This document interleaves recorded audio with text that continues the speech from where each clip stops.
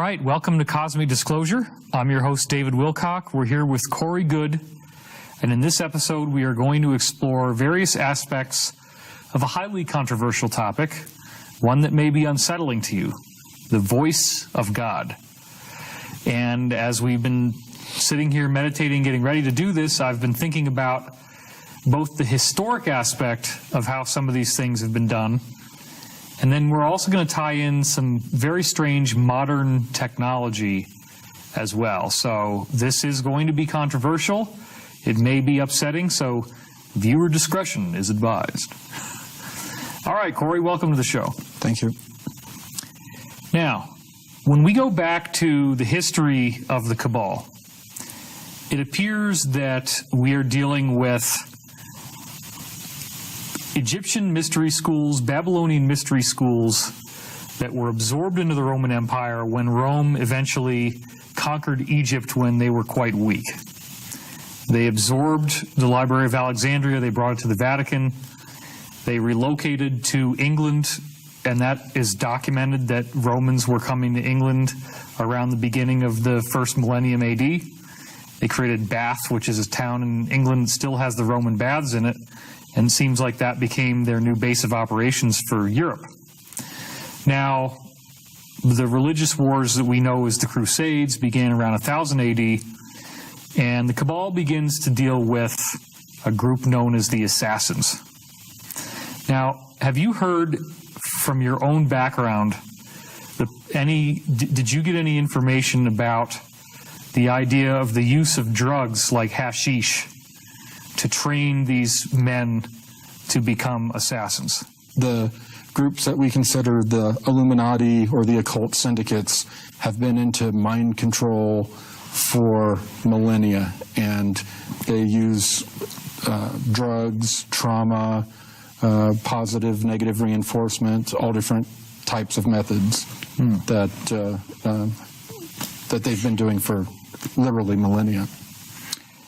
Did you encounter any information suggesting that drugs and trauma were used all the way back perhaps to the Order of the Assassins so that someone could be brought into a state where they would be given verbal suggestions that they would not remember hearing later on, but would then carry out what those commands were? Yes, using drugs, sexual abuse, and other trauma on people when they were young to cause them to have segmented personalities is a very ancient way of creating people that they can create trigger words or gateway words or gatekeeper words that can send them back into one personality or back to a docile personality, and them having no memory of what they did, like Manchurian Candidate kind of thing. That's a very ancient type of tactic. Well, right there, you've said something that a lot of people might not be aware of. They might think that MK was only developed by Nazi Germany and is a recent thing that's only been a factor in world politics for maybe the last half century or so. No. So this is a very ancient technology. Yeah, the root of everything that they did in MK Ultra was very ancient, and stuff that these Illuminati groups have been doing on their own family members for many, many hundreds of years. They were very familiar with them, knew they worked, and decided to implement them in programs. I met with a guy who was part of a family that had a great deal of money, and I was taken into a Masonic lodge that had many different lodges within it, a very large building. What you find out is that these guys are having to memorize incredibly long amounts of verbal information that they regurgitate, and they have to do it verbatim, incredibly complex, incredibly long. Does someone need to be able to learn how to go into a state of hypnosis in order to have that type of performance of memory? Well, yeah, they need to be able to affect your state of consciousness. That's a key factor. So talk us through what you know about some of these secret societies and the ceremonies that are taking place. Is it intended to put you into a state of hypnosis? Do they do things that traumatize people and throw you into like an altered consciousness? Other than attempted recruitment of me by various members of secret societies, I have not been in these ceremonies. Where I come in, the knowledge I have is the technologies they used to affect people remotely with technology, kind of like radio technology or microwave type technology. They were flat panels, and they could focus on one person in a crowded room and send a signal that would vibrate their skull and the wet tissue of their brain, and the people would hear sounds or voices, not necessarily through their ear, but in their mind. And they called it the voice of God technology. What do you mean by a flat panel? What did it look like? It looked, well, I mean, if you hand me that laptop. Sure. Don't let the cabal see the serial number, though. Okay. It would be not much different than that. Be on a stand and have a cable coming from it that would go to a box, and then the box would have something that a microphone that you would speak into, or you could, there would be a pre-programmed audio signal that you would send, and there was a third function, and this panel right here would be aimed at the person, and it would shoot and focus on the person, on the single person. And it wasn't that much different in size than this. And there was also what they called a data download function that would have a complex data download program that was created. The people that created them were called programmers, and they could create scenarios to give people visual, audio, and olfactory. They could smell, taste, what they were programmed through, what they were experiencing being stimulated in their brain through the technology. So they could give the people full auditory, visual, and olfactory hallucinations. Well, the high-level Illuminati insider, Jacob, who I had contact with for a long time, the reason why I brought up the Masonic stuff is he went into great detail with me about this, and he said that forcing people to memorize these very long passages of text is an excellent way to create wonderful hypnotic subjects, where people will store incredible amounts of information that they're not consciously aware of. So that technology involves a great deal of time, a lot of these ceremonies, but it also involves hypnosis and a lot of work. Now, this technology a willing is really, participant. Sure. This technology you're describing, do you have to be in an altered state of consciousness for it to work? No. So it could theoretically be used on anybody. It can be used on anybody. Yes. Early on, the technology they had worked only on extremely low frequency waves, ELF, yeah. ELF waves, and there's something called the blooming effect with both. It works like with your flashlight. Mm-hmm. If you turn on, even with a narrow beam, you turn on a flashlight, the further away you stand from a wall, the wider the circle is on the wall. Yeah. That's called that's the blooming effect. And that occurs with radio signals. It occurs with even particle beams, light beams, lasers, you name it. And also, changes in the atmosphere can affect the blooming effect of different technologies. Well, if Pete Peterson was here, he would immediately start talking about what he always calls phase conjugation, and says that if you have two beams, that you can have the bloom be in a certain area, but that the beams will converge back into a point later on by aiming 2 or even 3 at the same source. I know they moved to a different type of technology. This technology, depending on the model, was only useful. It's a line of sight technology. You had to be looking at the person and had to be within a certain amount of meters from the person to use. The newer technology they can use from aircraft, low Earth orbit satellites, and drones. And it's still line of sight, but it will penetrate certain materials like the roof of a house, depending on the materials used in the house. Some people have used this certain type of insulation and stuff like that have made it harder, but they can. A person can be sleeping in their bed, a drone can be flying around, and they can focus in on this person, seeing their heat signature, flip a switch on the data download, give the person a dream, give the person a complete experience, false experience with... I can understand the idea of you having a microphone and being able to speak into it and having that translate into auditory waves. Could you tell us a little more about how this data download actually works?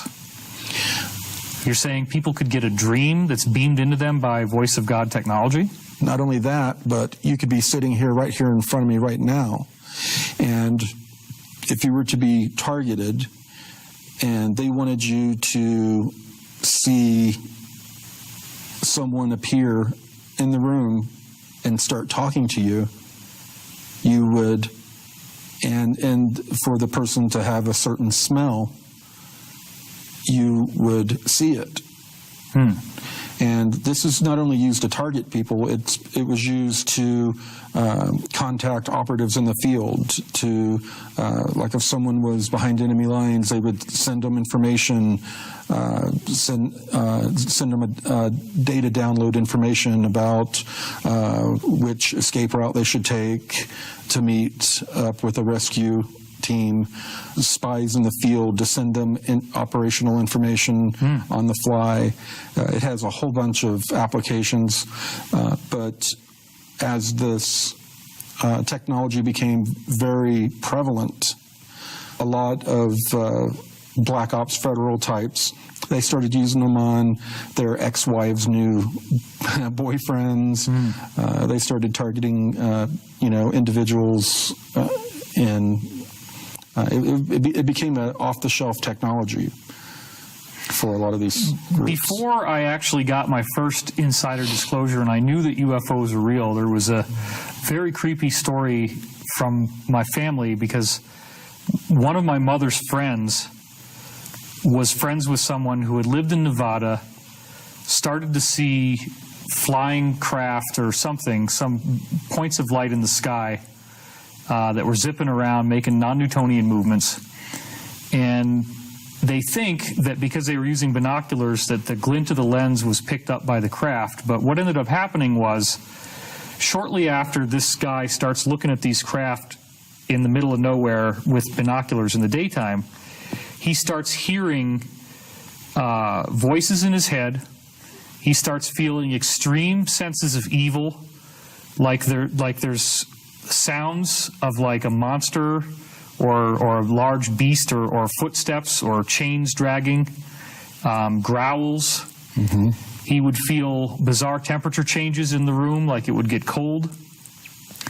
and he started to have what appeared to be hallucinations, visual hallucinations in the room.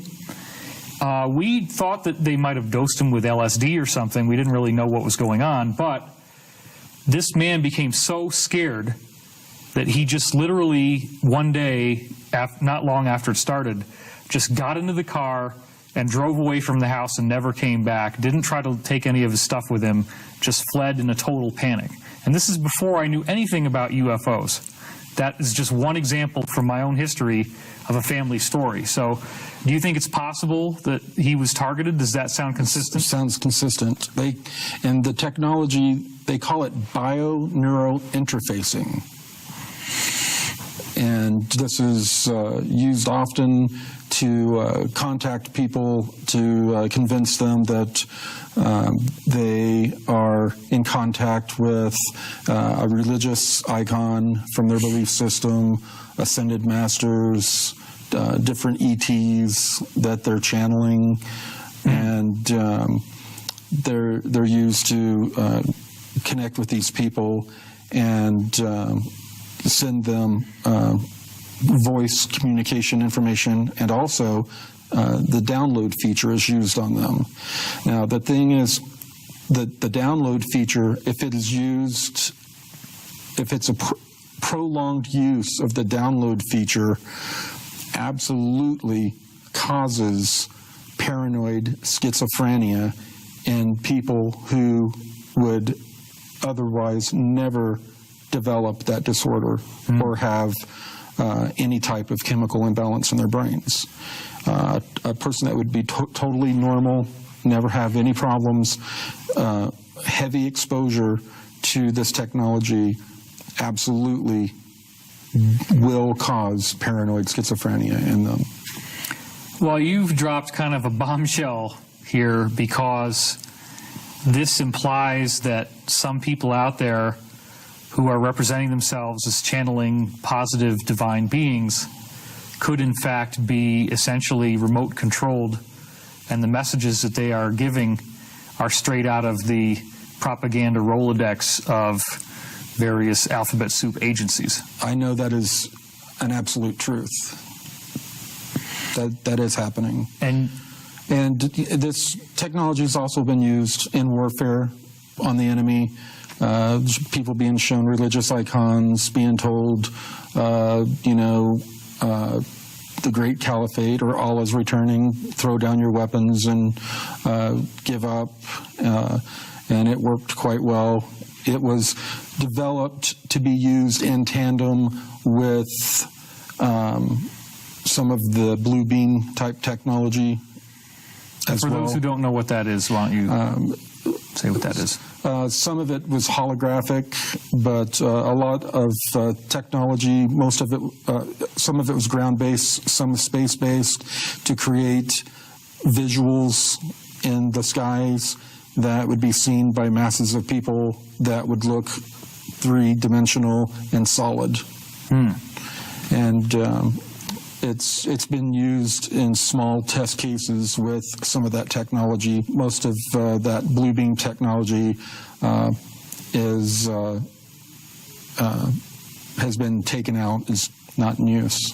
But the Voice of God technology is very prevalent and used by a lot of different black ops groups. Well, getting back to this Order of the Assassins thing for just a moment, it seems like the power of the drug to alter people's consciousness is key in getting people to do things that would be outside their normal ethical boundaries. Does this Voice of God technology also simplify that process? Is it possible to create various mental conditions in people that might, in some cases, resemble a drug-like state or intoxication? Yes, yeah. It can, they can trigger different parts of the brain to release different chemicals, cause depression. They can, sometimes they can, it depends on how strong the person's will is as well. If they want a person to do a bad act, they can just work on them over time with the technology. If it then causes them to become chemically imbalanced, then so much the better for them and their goal. And if they start taking medications for depression or anxiety, a lot of these types of medications, that makes the technology more effective as well. So you saw this technology being used in the field? Yes. What were some of the uses that you personally witnessed? What were some of the things that were done? Contacting people that were splitting up groups, causing fragmentation in groups of people getting together to cause infighting. Groups of people getting together for what? To bring out information that they didn't want, or people that were getting together to talk about information they didn't want talked about, being proactive to get in and cause the people to turn on each other, become paranoid. Also, I saw it used to make people believe that they were in contact with ascended masters and ETs. So you personally witnessed that being done? Yes.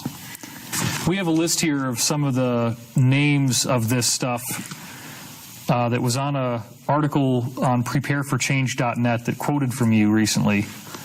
Obviously, one of them is the voice of God, which you just mentioned. There's also V2K or voice-to-skull devices. Have you heard that term? Right. It's the same stuff. So how does the skull relate? Does it make the skull vibrate? Right. And that creates an acoustic frequency that people can hear? Right. It causes an acoustic frequency, and also they call it voice to skull. Some of them will cause the skull to vibrate and the small bones in the ear to vibrate. Okay. There's also on this list remote behavioral influence technology. Is that a term that you were familiar with? That's kind of an overall term of behavior. It's like behavioral modification. Okay. And then we have LRAD, or long-range acoustic device. Yeah. So is that the panel that you were describing? Is that what it was called? It was just referred to as voice of God, because people thought that they were hearing the voice of God or a divine voice. And then the last one on the list is DARPA's sonic projectors. I'm not familiar with that sound, but DARPA was, much of this technology was DARPA. And for those who don't know, it's Defense Advanced Research Projects Agency? Right. Okay. Now, you may or may not be familiar with this. I know this is going to be very unnerving to some people, so I want to kick in something that you may or may not know, that if we had Pete Peterson here, he'd gladly go on in detail about. And I think it's important for some balance. A couple things. First of all, he said that approximately 18 to 25% of the people out there have extraterrestrial DNA in larger amounts, and that those people, hardly any of this mind control technology works on them at all. Did you ever, you mentioned something about will. Did you encounter anything suggesting that certain people are less susceptible to this, or that they could train themselves to be less susceptible to this somehow? There were people that we were told that they had a stronger will, and they were less susceptible to it. And also because I knew, at being intuitively empath trained, that people who have a more spiritual connection, they can be resistant to it, but at the same time, they can also be tricked a lot easier, because a lot of them are overconfident, feeling that they're spiritually protected, or that this couldn't happen to them.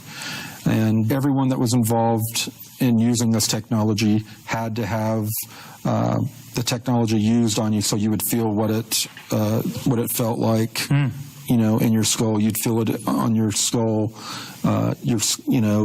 So sometimes, your skull would warm up, or your brain, you would feel it in your brain matter. But the sounds, you would hear it in your head as if you were thinking it yourself, but it would be a different voice. So you had to be trained to know when the technology was being used on you. What year do you think this was starting to be developed and actually implemented? I know it was being used in the early 80s. Okay. I know. So I don't know how far back. But it could definitely be maybe even 20, 30 years older than that. It could be. If a person watched this episode and thinks that what you described means that somebody could be beaming beams at people and turn them into remote-controlled robots that will just do assassinations and kill on command without any veto from their conscious mind, are those people correct, or do we always possess the power to veto these signals that are being beamed in? Do we have the free will to offset the message that is being offered to us? We have the free will to offset the message. We have the power to reach out for help for people around us, to ask for help. There's a group of people that call themselves targeted individuals that I receive emails. That's why I'm being careful about how I answer this. They receive emails saying, I'm a targeted individual. I'm being attacked by this type of technology all the time. I'm being told this information. I'm being led to do this or that. How do I make it stop? How do I make them stop targeting me? You know, how, you know, I don't know how to make them stop. I don't know how to make it stop.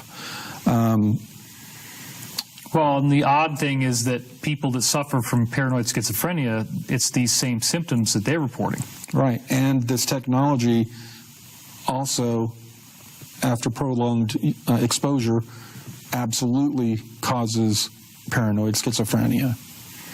But just to be clear again, I want to reiterate this. This cannot just turn the person sleeping next to you in bed into somebody who grabs a knife and plunges it into your heart. No. It's not going to make somebody into an automated killer like MK Ultra. No, that takes years of conditioning and going through those types of programs. This is going, if you're a negative person and the type of person that's apt to kill someone already, that's what's in your heart, then you can probably be triggered to do something like that. If you're a good person, if you wouldn't normally do that kind of thing, then they're not going to be able to turn you against your values and make you do something like that. So ultimately, this is only a suggestion. It's an influence that we can choose to listen to or to ignore. Right. Cool. All right. Well, that's some very intense stuff, but we're here to spread the truth, even if it's painful, and I hope that you can put this to good use in your own life. This is Cosmic Disclosure. I'm your host, David Wilcock, and I thank you for watching.